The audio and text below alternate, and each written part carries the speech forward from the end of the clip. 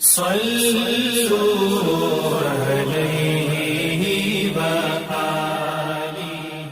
اللہ صلی اللہ علیہ وسلم نے چند لوگوں کو کچھ عطیہ دیا اور سعد وہاں موجود تھے۔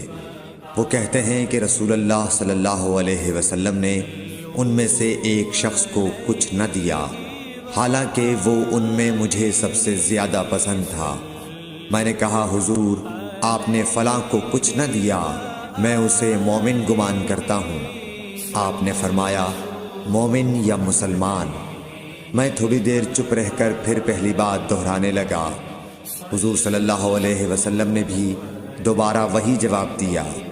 پھر آپ نے فرمایا کہ اے سعد، باوجود یہ کہ ایک شخص مجھے زیادہ عزیز ہے، پھر بھی میں اسے نظر انداز کر کے کسی اور دوسرے کو اس خوف کی وجہ سے یہ مال دیتا ہوں کہ وہ اپنی